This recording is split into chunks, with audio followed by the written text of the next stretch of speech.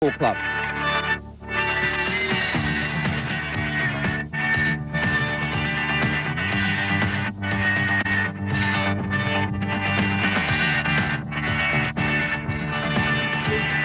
Across the globe, seven-a-side rugby is one of the most thrilling, spontaneous sports of all. Next year, the first World Championships will be held at Murrayfield. Today, we've the English National Championships at Bath.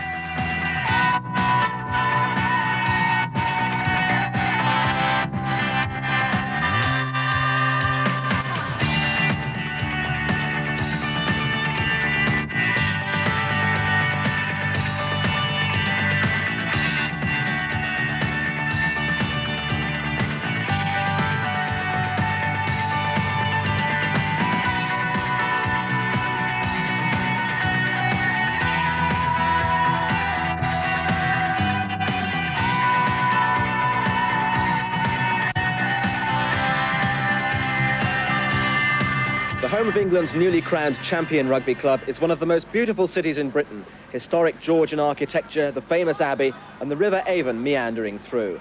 Nowhere boasts a greater passion for rugby football than Bath. The club halfway now towards the League and Cup double after clinching the Courage Championship yesterday. In fact, 3 times in 5 years, Bath have won the First Division, 6 times in the last 8 years the Cup. They're the current holders of this seven-a-side title. Bath set the standards that everybody else tries to follow. Hello, when Bath won this trophy last year, the whole tournament was played under glorious blue skies. Today, alas, the second Sunday of the cricket season, the outfield is going to be distinctly soggy, although we are promised some sunshine amid the showers. Now, for those of you not familiar with the laws of seven-a-side rugby, they're the same basically as the expanded 15-a-side game, except, of course, there are less players on the field, 7-a-side. They play 7 minutes each way, and 14 minutes can be an awful long time when there's only 7 of you on each side. 3 in the scrum, 4 in the backs. Now, the format of this competition, there are 12 sides taking part, 4 groups of 3. Bath amongst 7 teams taking part from the First Division. London Scottish, the newly crowned Second Division champions, are among 3 from their league, and Bedford and Exeter fly the flag for the Third Division. Let's have a look now at how the group matches went. Bath, the holders and the hosts, clearly favourites to win Pool A, and they just narrowly sneaked through, though, against Bedford in the first match in this pool. Bedford also went out to Wakefield, so Bath and Wakefield the decider. And it proved to be very, very close indeed.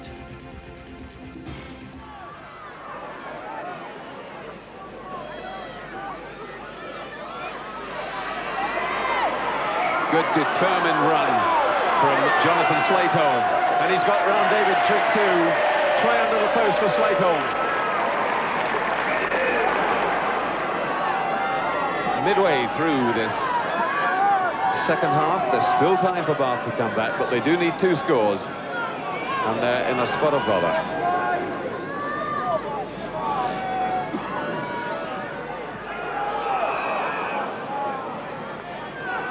Harrison, and suddenly bursting straight through Tim Meadow, and that's an important score. These new laws are meant to encourage the quick run. No one expecting it. Not the greatest in the world, but certainly one of the bravest Tim Meadows. Bang. The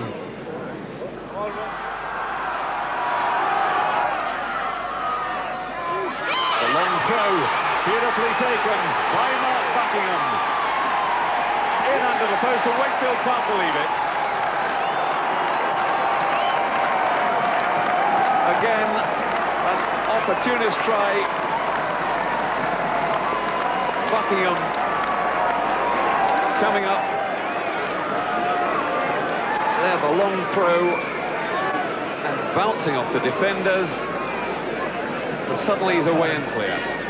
And there it is, that's 7 minutes on the clock. And Bath squeezed those extra points. I suppose that's what makes champions. So Bath, the first team through to the semi-finals, 22-18 that match finished, and on course to retain their National Sevens Championship. In Pool B, Orrell are not a side with any great reputation as a Sevens club, and Rugby beat them in the first match. London Scottish emphatic winners against Rugby in the second match, so all that Scottish had to do in the final game was beat Orrell, and it was a game that revolved around one man, Captain David Millard. Coming through on the charge, it was Craig Brown. And yes, he's away, David Millard again. Suddenly the Scots realising that Orrell were too close for comfort, up the pace, and that's a good try.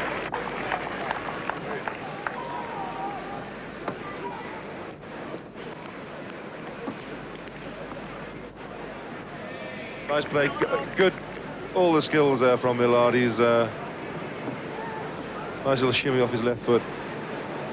This is becoming a familiar sight to our cameraman, I think. We've been doing a lot of hard work in training, and it's beginning to come now. We've got another 2 games to go, so we'll have to see if we can keep it up, but so far so good. London Scottish looking extremely impressive in their 2 matches, 32-6 and 24-4 respectively. Scottish through to a semi-final against Bath, the holders. Now in Pool C, Harlequins very much the favourites here, so often winners of the Middlesex Sevens, but they only narrowly beat Morley in the first match. Morley were just 60 seconds away from springing a surprise. Bristol then hammered Morley in the second game, 46-0. This then the decider.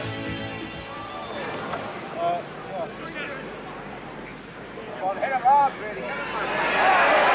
away comes little Kieran Bracken, Bristol University student, and he's full of running. Dumb as everybody.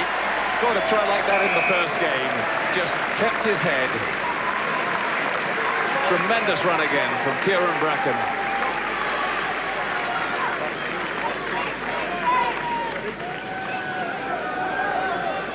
I don't know whether Kieran's injured there or whether it's a result of this terrific run. Again, from deep, looking for support. Moving, looking for anyone to come up with him. Finds he's going to have to do it all by himself. Throws a nice little dummy. And all this is taking place over, what, 60 yards? Leaves a trail of players behind him. And got a knock on the head at the end there.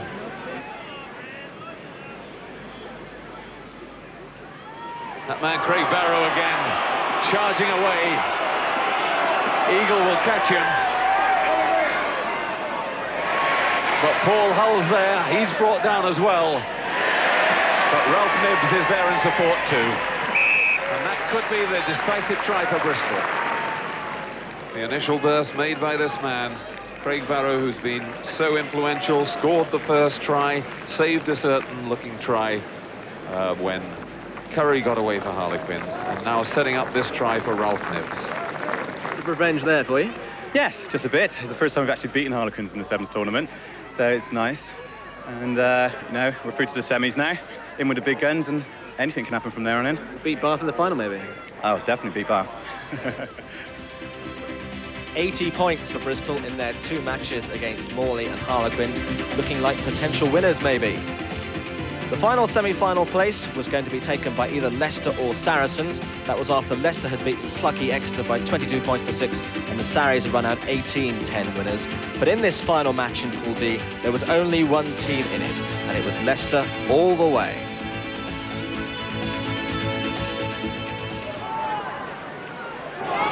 Chance now for Leicester. Offloaded from Ainscough, and Tony Underwood is not going to be caught. Got the space he needed and was away. Good possession, Ainscough, and they've got a bit of an overlap.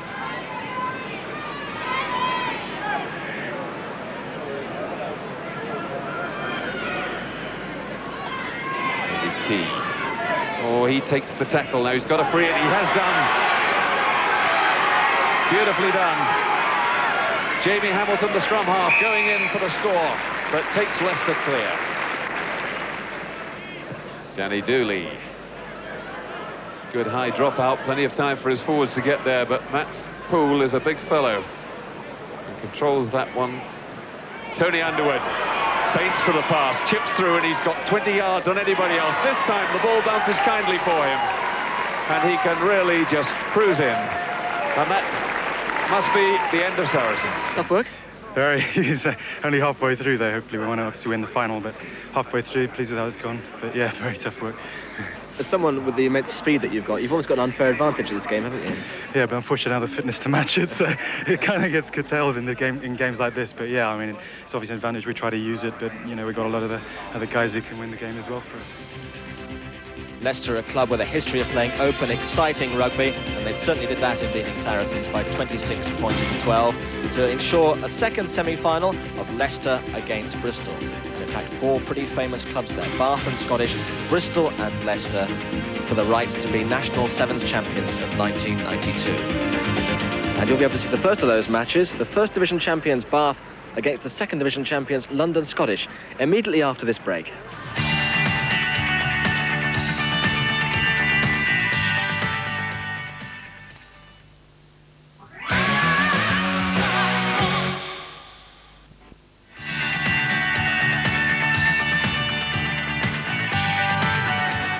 Welcome back to the Recreation Ground in Bath for the semi-finals of these National Sevens Championships. The first match we're going to see shortly is Bath against London Scottish. After that, it'll be Bristol against Leicester. If we look at the 2 teams for this first semi-final, Bath include 1 international in their 7. That's the former England winger David Trick, also an international sprinter. And the promising scrum half Steve Knight has been close to an England B cap for many seasons now. As far as London Scottish are concerned, 6 of the 7 who won last year's Middlesex Sevens title are playing today. The odd man out is Craig Brown, and they'll be looking to defend that title at Twickenham in a fortnight's time. Let's join our commentators for this match, Andy Ripley and John Taylor. And they kick off at the start of this semi-final.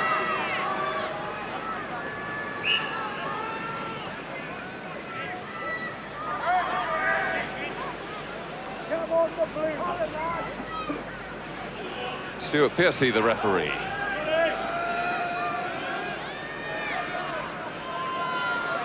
And London Scottish have been playing this aggressive brand of sevens, working the loops again. Millard, once again away. He's been the star of their team all afternoon, and he opens the scoring in the semi-final. David Millard using that long stride of his to shake free of the tacklers and open the scoring for London Scottish. Good try by David Millard. He's been a big tower of strength all afternoon. I don't know about you, actually, but although Dave Millard's scoring a try, I find a bit of confusion with the shirt colours. There's no confusion about the fact this is a good try. And the conversion over, so London Scottish off to a flying start. Millard, 26 points in the tournament so far. All right, London Scottish with the white shorts on. But the bewildering sleight of hand, and it sets Millard free. Possession won cleanly, that's a good ball. Out it comes to Appleson, but the throw wasn't straight.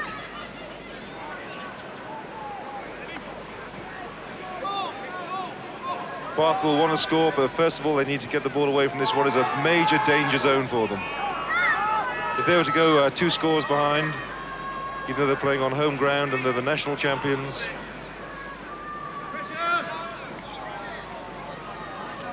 Oh, and that was a dreadful pass.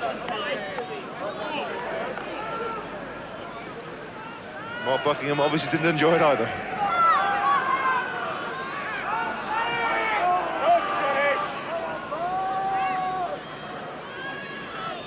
It's David Trick who's the culprit there. I think he probably just saw Kevin Troop out of the corner of his eye and tried to make sure that there was no question of an interception. So it's a 5-metre scrum where the ball first went over the goal line. Bath putting on the pressure, but Scottish get away. Millard cutting inside, and he's through. Looked as if he'd been stopped short, and then a last surge, he broke the tackle and got the ball down. I think Dave Millard scored a hat-trick in every game so far. This is his second try of this game, isn't it?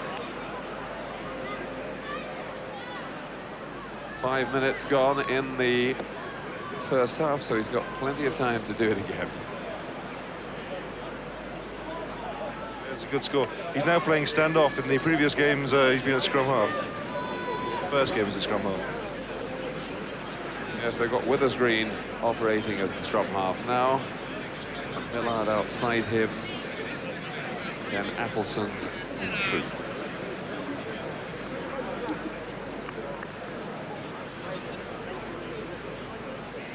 Appleson, the kicker.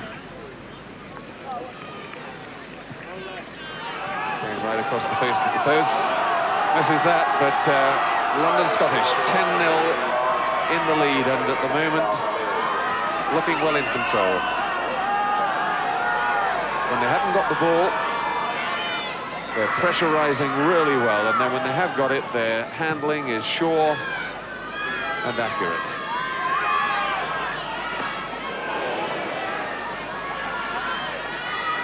Two passes and suddenly there's a lot of space. So, but that's a poor one. And that's a penalty. You can almost count that back to that physical tackle by Adam Stratton on Millard. And Bath at last with possession in a good position. But David Trick tries to break the tackle, fails and gives possession away. Withers Green. Appleson. Troop, but his pass is poor. Millard rescues it. Well, when the chip through didn't work, David Trick holds it up, but can he get the pass away? Yes, he can. And now there's space into the corner. And he can't quite get there. That was Mark Buckingham.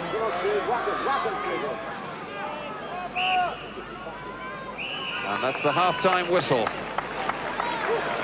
Well, it looks as though it's almost turned to a one-man show with Dave Millard putting in that try-saving tackle there.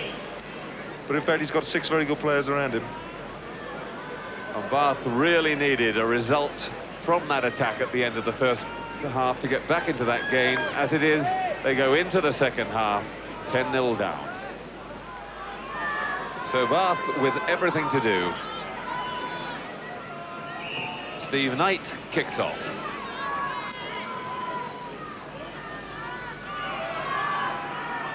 Appleson, Troop, Withers Green. Withers Green again. Troop, and there's a bit of space there. And Troop the flyers away. But he's going to be caught. No, he's not. A great effort made there by Keith Plummer, but all to no avail. And Kevin Troop goes in under the posts. Good try by Troop. Under the rules of this competition, he in fact rested in the second pool game, and so has come on relatively fresh for this, the final. Running, good balance runner there. Keith Plummer making a brave attempt to try and catch him up, but failed to do so, and again down behind the posts. And again, Andy, a very good demonstration of what Sevens is all about. All the work for that try done down in their own 22. Some lovely interpassing that created the gap in the first place. Penalty to London Scottish. Taking the man out without the ball, and away they come again.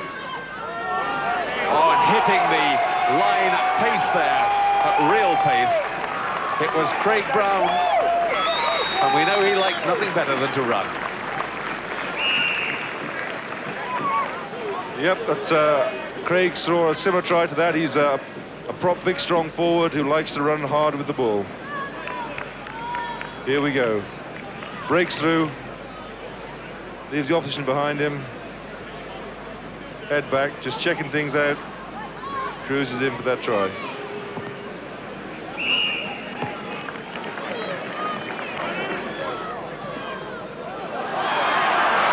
And at last, Bath getting a chance.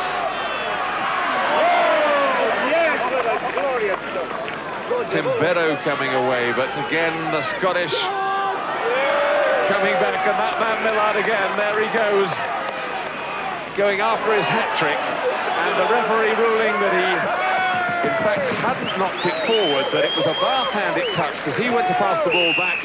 So when he regathered it, he allowed him to carry on, and that's another hat-trick for Dave Millard. Actually, when the sun shines, you see the dance at the end of the sunbeam, and that's where Dave Millard is at the present time.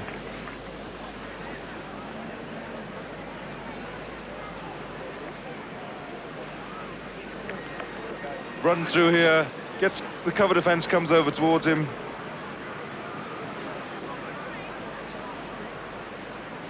And in fact, David Trick knocks it back for him. He picks it up and scores another try. And he smiles, and well he may do.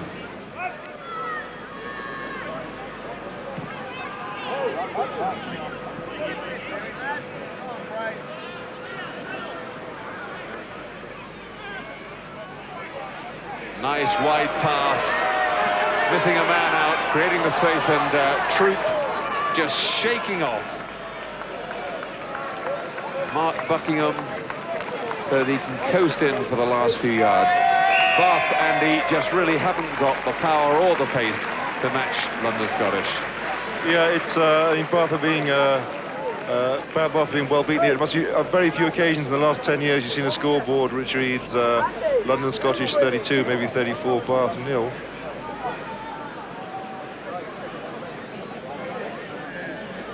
Kevin Troop.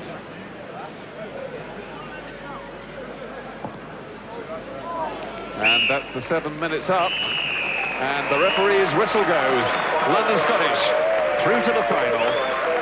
A really convincing win in the end. Taking Bath apart in the second half. The final score, 34-0. We'll take a break now, and we'll be back with the second semi-final in just a couple of minutes.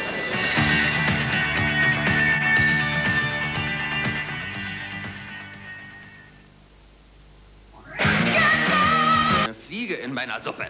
Psst, sonst wollen ja alle eine. The Germans have never been noted for their comedy.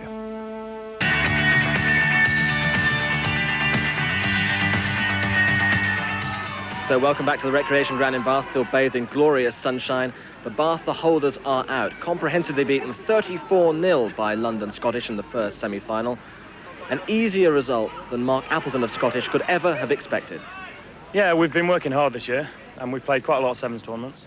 So I think it's just a matter of time of getting the blend right, and I think we've got the right blend at last. It's taken a long time, and I think the secret to our success is that we're not great individually, we're not brilliant individually. We work hard as a team. So I think that's why we beat Bath there. I think we worked very well as a team, and we scored the points. And of course, 6 of the 7 players actually won the Middlesex Sevens last year, so it keeps the continuity going. Sure, that's right. We've tried to do that throughout every tournament we've played. Obviously, sometimes you can't play everyone, but that certainly has helped as well. And you must be quite optimistic of retaining your title at Twickenham in a couple of weeks' time. We are. I think there may be a chance that our captain, David Millard, he's just been selected for the Scotland team, so there may be a chance that he's at a training session. And he's a vital member of our team. He scores a lot of tries, he's very strong. So if he's playing, we're confident, you know. We've done well, we're confident. I think we'll have a chance of retaining our title. And confident of winning this? It's going to be hard in the final. I think Leicester look very sharp. They've got some very fast players. But a final's a final. You've always got a chance. We put a lot of pressure on them. They might drop the ball. And we've got some fast boys ourselves. Many congratulations. Thanks very much. So it's London Scottish, the first team through to the final. Their opponents will be either Bristol or Leicester, who you can doubtless see behind me now. Bristol including their number, the likes of Paul Hull, very, very quick players. But mind you, Leicester can put up against him someone like Tony Underwood and the likes of Jerry Ainscough and Steve Hackney. Let's see how the second semi-final went now, once again with Andy Ripley and John Taylor. Paul Hull kicking off to Matt Poole, as he's done all afternoon, catching it cleanly and delivering. Jerry Ainscough trying to get through. It's a good chance for Leicester. Tony Underwood, can he get away? Yes, he can. He's got Steve Hackney outside, but he doesn't need him. Just changing gear and going past Kieran Bracken as if he wasn't there.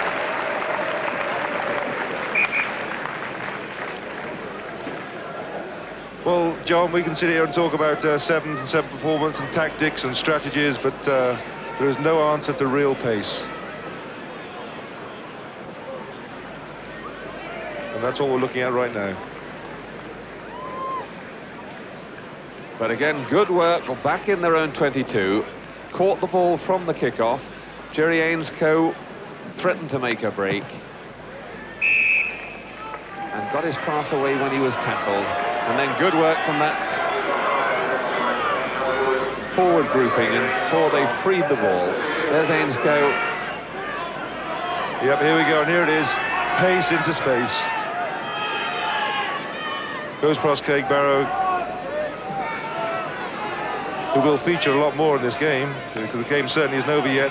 But that is a class try by a class player there.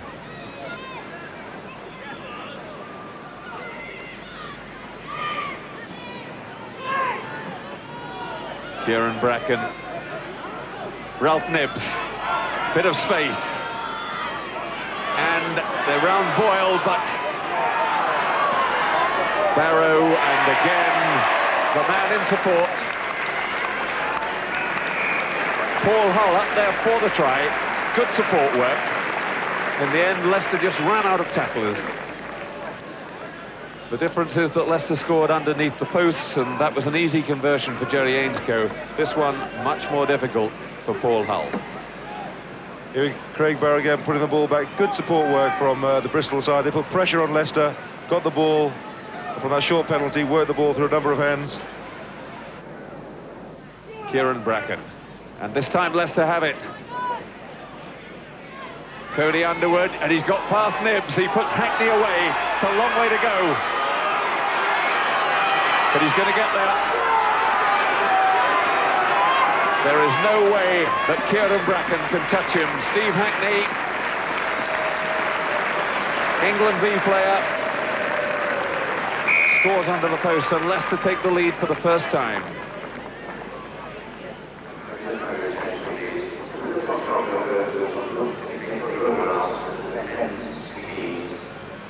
Here comes Hackney running through here.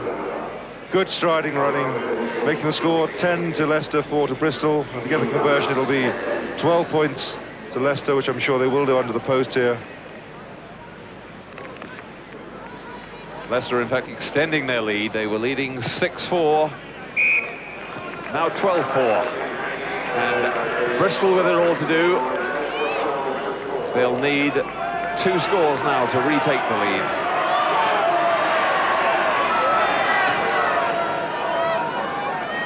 Bristol need to come straight back. 2 scores away, as there are 6 points for if they get a try and a conversion. He's going to have to do in the second half. Half-time. And the scoreline. Leicester 12, Bristol 4. Steve Hackney running around, runs right round Kieran Bracken, which is unusual because Kieran, we've seen score some great tries.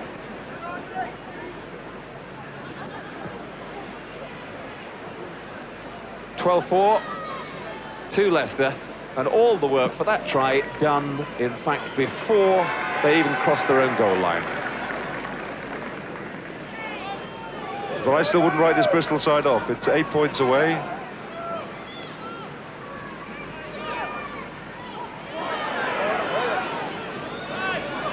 Back to David John. Good pass inside. Can he get the next pass inside? Barrow's there if he can. Now he can link across. Barrow in his way. Big, strong forward. He's been so important to Bristol, and yet again.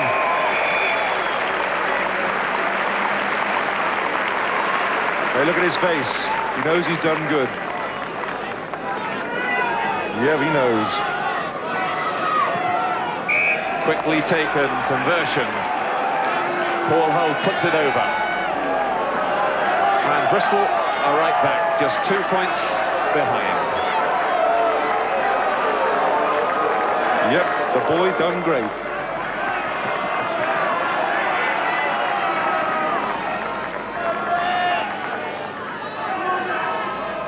And I'm sure that will lift the Bristol side. Nothing like a score to just give you that edge again. They'll now believe they can do it. Ainscough kicks long. It's a good one, but Bristol just keep it in. Lawrence Boyle. Ralph Nibbs going for it again. Shakes himself clear of Matt Poole. And off goes Derek Eaves. Nibbs is there again.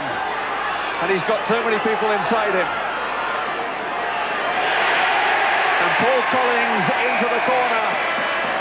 Bristol now into the lead for the first time. What a comeback. Good try there by Paul Collins. I'll tell you though, these two sides are taking lumps off each other, and the people who are really enjoying this are London Scottish, because they're looking at these guys getting tired. Because the effort going on there is tremendous. Great play by Nibbs. Support play, looking at the support, and there it is. Collins, who's been around all afternoon doing good things. Hands off Underwood. No one stopping it from here. It was a good dummy for a forward. Really convincing, looked inside, looked as if he was going to pass it, and Tony Underwood bought the whole lot. Boyle. Oh, and they've got the ball away. Poole. Little back pass to Ainscough. But Hull gets him, drags his foot into touch. He got over the line eventually, but his foot was in touch 3 or 4 yards short.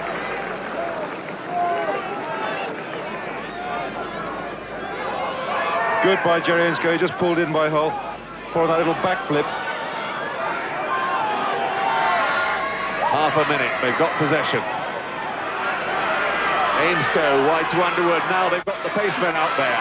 Underwood's got to get outside him. He's got clear. Matt Poole going down the middle. He's got a lot of support. Andy Key cuts inside, and if they can now move it. They've got spare men there, and this looks like it. Steve Hackney going in, and there's really no time at all left. 7 minutes and 7 seconds gone, and Leicester, it looks, are through to the final with that last gasp try from Steve Hackney. Leicester win the ball from Matt Poole, and if sport's about triumph and failure, here it is, because from losing 2 points down, Hackney takes it, puts it down, and Leicester have triumphed and Bristol have failed, and it is cruel. All credit to Leicester. Very easy to panic in that situation and try and do it all yourself, but they kept the ball moving and eventually worked the opening. And there's the final whistle. Leicester through. Bristol did so well to come back at them and take the lead. But Steve Hackney getting the all-important try right on the whistle. The final score, Leicester 18, Bristol 14. We'll take another break there, and we'll be back with the final shortly.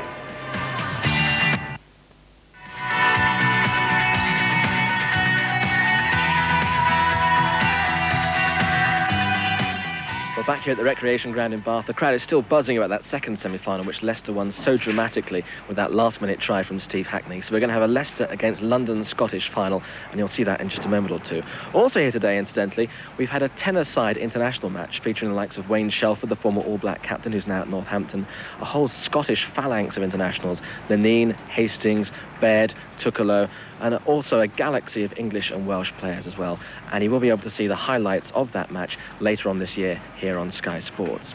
However, now for the final itself, Leicester against London Scottish for the right to be the champions of English seven-a-side rugby in 1992. And as we look at the teams, Leicester, of course, have reached this stage by beating Exeter and Saracens in their preliminary games, and before that, a narrow squeak against Bristol.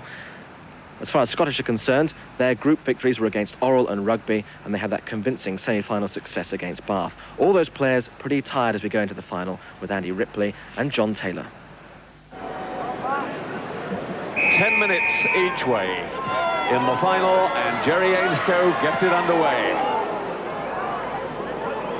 The first signs of nerves, Andrew Walker missing that ball completely.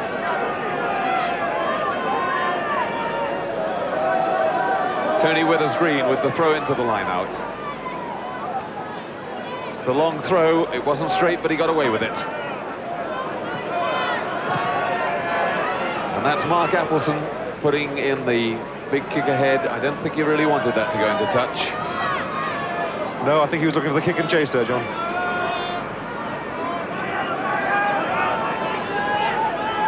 So, Leicester's throw-in. Lawrence Boyle, it doesn't reach the target though. Didn't get to Matt Poole. Appleson, Kevin Troop inside. The move they've used so much. Millard, this time he doesn't get away. Yes, he does. Shakes off Tony Underwood. But Steve Hackney got to him too late.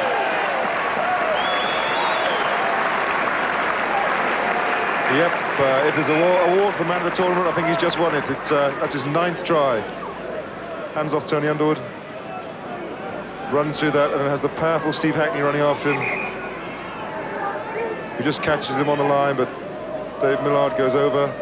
First score on the Scottish. But they've used that move so often.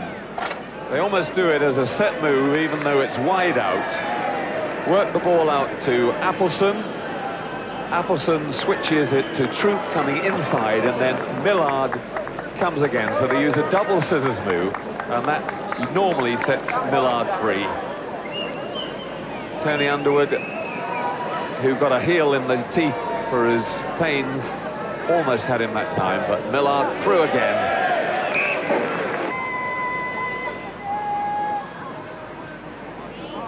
Well, it was a better heel, but they still couldn't do anything with it. And now, suddenly, Millard away, and back inside, it's Andrew Walker.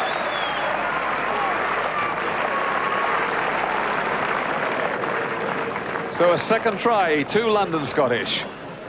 10-0 they lead, and a fairly easy conversion.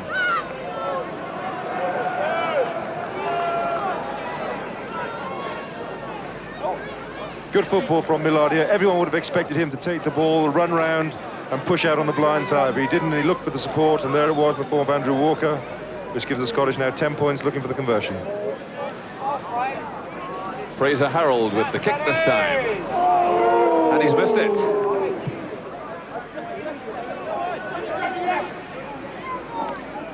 Jerry Ainscough, but he's gone in and taken the tackle. He did get it away in the end, but it looked as if he was going to be cut off, and London Scottish have the ball. Not really very clever sevens play from Leicester. Now Kevin Troop,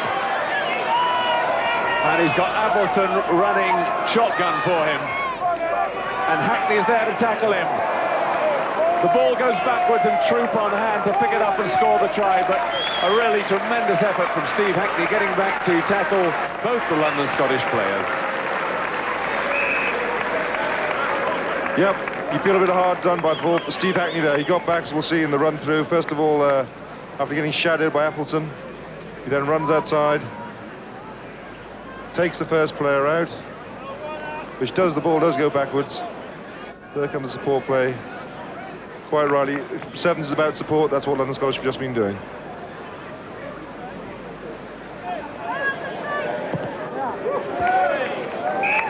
No problems with the conversion this time. Fraser Harold puts it over. So it's 16-0, and Andy, at this stage, Leicester really need to regroup. Every time they've got possession, they've given it away. They do, and the problem is they have to kick off the London Scottish, and if London Scottish can keep possession and maybe score again, it is, I think, then out of sight. It's important that they win this one. Matt Poole's up there. Good ball that time. Ainscough. But again, he can't get through. The pass is forward to Matt Poole. Looked okay to me, with the referee's the man with the whistle. But Ainscough perhaps just taking a little bit too much on his own shoulders, Andy. Instead of probing for the opening, he's got two fast men outside. A few more passes would perhaps draw the Scottish defenders away. Millard again.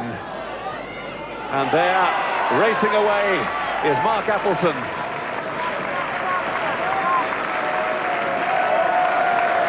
The moment is all London Scottish, and Leicester have no answers.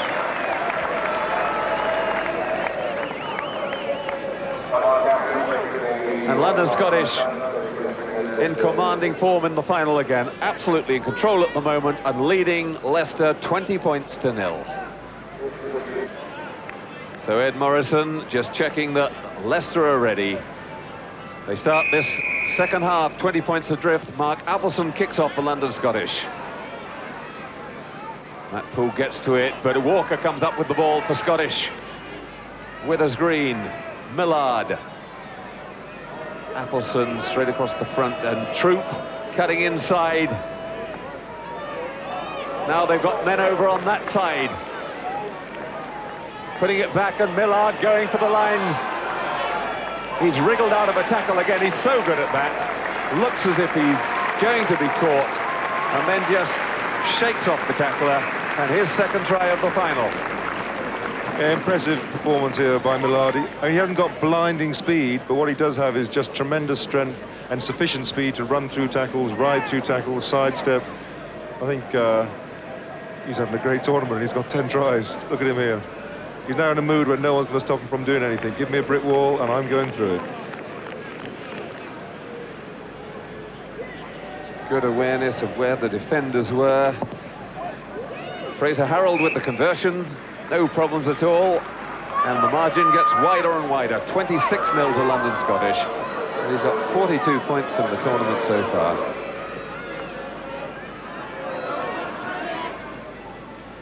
Millard with the scrum feed. Appleson gets it away and back to him.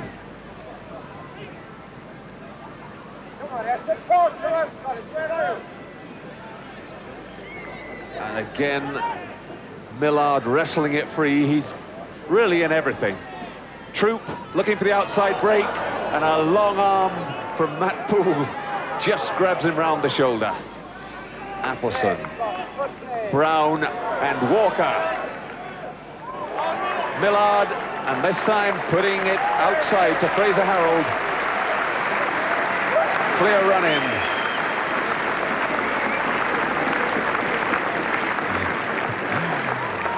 Fraser Harold there giggling at his little diving try, and we can all watch this with a degree of enjoyment for the fun he got out of it. Millard, 10-try man of the tournament, I'd say. I wonder whether he was tempted for a moment there to dummy and go in for his hat-trick again, but doing the right thing. Try for Harold. Yep. It's the elbow tackle. Appleson this time makes the conversion. There's the trophies for today. The Worthington Best Fitter National 7 Shield and tankards for all the players.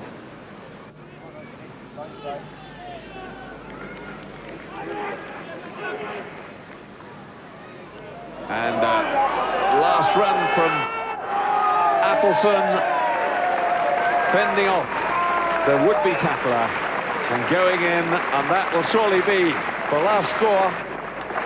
Takes it to 36-0. And London Scottish looked the class act in this tournament from the moment they took the field. I don't think we ever expected the final to be this one-sided, but really Leicester have found no answers. The Scottish have given a great demonstration of sevens. As we say, Scotland is the home of sevens, and maybe it's one of the reasons why, but they've certainly put on an excellent performance, particularly the performance of Dave Millard.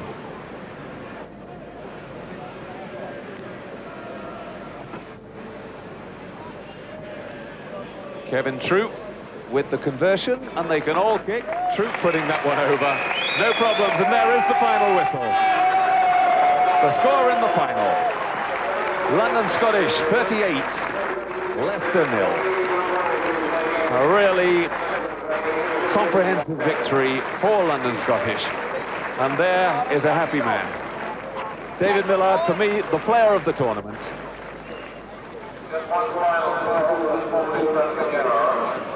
Confirmation there, London Scottish 38, Leicester 0. Nobody came near the Scots, worthy winners this year.